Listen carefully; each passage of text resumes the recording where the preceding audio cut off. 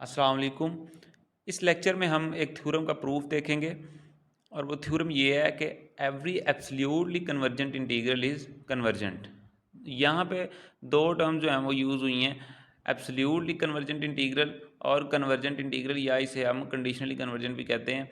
तो इनका जानना बहुत ज़रूरी है। तो थ्योरम प्रूव करने से पहले मैं थोड़ा सा इसके बारे में बता दूँ कि एब्सोल्युटली कन्वर्जेंट से क्या मुराद है।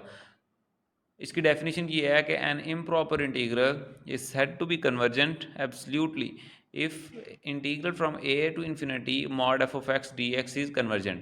यानी कि ये जो इम्प्रॉपर इंटीग्रल है इसे हम कहेंगे कि ये हमारे पास जो है वो कन्वर्ज कर रहा है एब्सोल्युटली अगर हमारे पास इसके इंटीग्रांड का जो मॉड है ये भी कन्वर्जेंट है, तो हम कहेंगे कि ये इम्प्रॉपर इंटीग्रल है, ये कन्वर्ज कर रहा है एब्सोल्युटली। इसी तरह कंडीशनली कन्वर्जेंट से क्या मुराद है, इसकी डेफिनेशन देख लेते हैं कि an improper integral f of x is said to be convergent conditionally if integral from a to infinity f of x d x is convergent but integral from a to infinity mod f of x d x is divergent.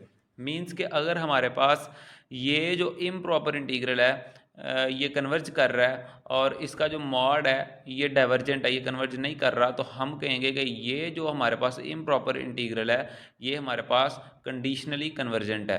तो ऐसा integral जिसका mod जो है वो converge ना करे लेकिन वो फंक्शन जो है वो खुद कन्वर्ज कर जाए, तो ऐसे फंक्शन को हम कहेंगे कि वो कंडीशनली कन्वर्जेंट है। अब हम थ्योरम के प्रूफ की तरफ चलते हैं कि every absolutely convergent integral is convergent. हमने प्रूफ में क्या करना है कि गिवन स्टेटमेंट में उसने दिया कि आपने प्रूव करना है कि एब्सोल्युटली कन्वर्जेंट इंटीग्रल जो है हमारे पास वो उसको आपने प्रूव करना है कि वो कन्वर्जेंट है। तो हम शुरू करेंगे इसी को लेके कि suppose integral from a to infinity mod f of x d x is convergent. तो हम ये टर्म जो है वो कंसिडर कर लेते हैं। अब ये हमने जो है वो कंसिडर क्यों की, ये नेक्स्ट थोड़े स्टेप्स में आपको पता लग जाएगा कि इसको कंसिडर करने का क्या मकसद था हमारा। अब ये अगर हमने कंसिडर की तो हमें पता है कि according to definition of mod ये जो हमारे पास कंप्लीट फंक्शन है ये किसके इक्वल होगा, ये हमारे पास अगर एफ ऑफ एक्स यहाँ पे लेसर देन ज़ीरो है तो ये ऑब्वियसली ज़ीरो होगा, क्योंकि हमारे पास ये अगर लेसर देन ज़ीरो है तो ये नेगेटिव होगा। तो नेगेटिव प्लस पॉजिटिव दोनों जो है एक दूसरे को कैंसिल आउट करके आंसर हमारे पास ज़ीरो आ जाएगा। इसी तरह अगर ये फंक्शन हमारे पास जो है वो पॉजिटिव है, मीन्स कि ये ग्रेटर देन ज़ीरो है, देन ये भी पॉजिटिव होगा, ये भी पॉजिटिव होगा, तो दोनों ऐड होंगे हमारे पास ये फॉर्म बन जाएगी। तो अब देखें इसका मतलब है, ये बताने का मकसद ये था कि इसकी जो वैल्यू है ये हमारे पास ज़ीरो और to mod f of x के दरमियान रह रही है। तो अगर इसकी वैल्यू हमारे पास zero to mod f of x के दरमियान रह रही है तो इसका मतलब है अगर मैं यहाँ पे जो है वो इंटीग्रल अप्लाई कर देता हूँ फ्रॉम ए टू, अगर मैं यहाँ पे इंटीग्रल अप्लाई कर देता हूँ फ्रॉम ए टू इन्फिनिटी यहाँ पे भी और यहाँ पे भी, तो इसका मतलब है इस वैल्यू भी जो है वो इन्हीं दोनों के दरमियान रहेगी। तो अगर इसकी वैल्यू जो है वो zero to mod f of x के दरमियान रह रही है और हमने शुरू में क्या सपोज किया है, हमने शुरू में प्रूफ करने से पहले ये सपोज किया था कि हमारे पास ये जो इम्प्रॉपर इंटीग्रल है ये हमारे पास कन्वर्जेंट है। तो अगर ये हमारे पास जो है वो इंटीग्रल कन्वर्जेंट है तो यहाँ पे क्या सिचुएशन पैदा हो गई, फिर अगर ये हमारे पास इम्प्रॉपर इंटीग्रल कन्वर्ज कर रहा है तो हमने जो है वो पिछले लेक्चर में बेसिक कंपैरिजन टेस्ट का प्रूफ देखा था, तो उसके मुताबिक फिर हमारे पास अगर ये जो इंटीग्रल कन्वर्ज कर रहा है तो इसका मतलब है ये इंटीग्रल भी कन्वर्ज करेगा, ये इम्प्रॉपर इंटीग्रल भी कन्वर्ज करेगा।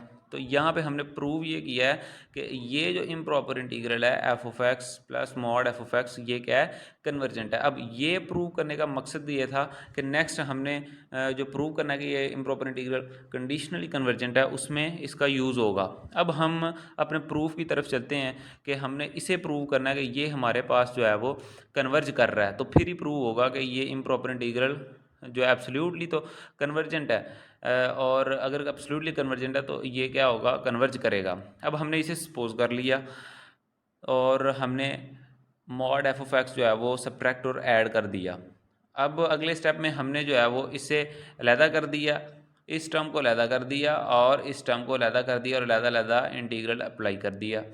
अब देखें कि हमने ऊपर प्रूव कर चुके हैं यहाँ पे कि ये हमारे पास जो टर्म है, ये जो मैंने अंडरलाइन की है कि ये हमारे पास क्या है जी, ये हमारे पास कन्वर्जेंट है। और हमने शुरू में थ्योरम की स्टेटमेंट में भी देखा था कि हमारे पास ये जो इम्प्रॉपर इंटीग्रल है, इसका मॉड क्या है जी, ये भी कन्वर्जेंट है।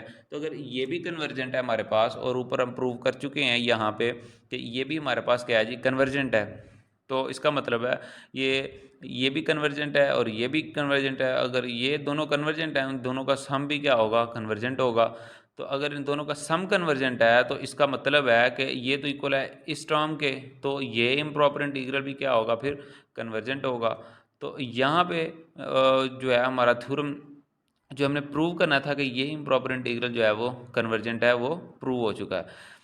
अब एक बात यहाँ पे नोट करने वाली है कि अगर हमारे पास ये जो इम्प्रॉपर इंटीग्रल है ये कन्वर्ज कर रहा है, हमने लिया था कि एवरी एब्सल्यूटली कन्वर्जेंट इंटीग्रल, यहाँ पे हमने क्या लिया था कि every absolutely convergent integral is convergent. लेकिन नोट बात ये करने वाली है कि इसका जो कन्वर्स है हमारे पास वो ट्रू नहीं है। तो इसकी जो है हमारे पास एक काउंटर एग्जांपल ये है कि हम इसे जो है वो चेक कर सकते हैं कि ये जो टर्म है, ये जो इम्प्रॉपर इंटीग्रल है हमारे पास, ये कन्वर्ज कर रहा है लेकिन ये एब्सोल्युटली कन्वर्ज नहीं कर रहा। तो इसका मतलब है इस थ्योरम का जो कन्वर्स था वो ट्रू नहीं है इन जनरल।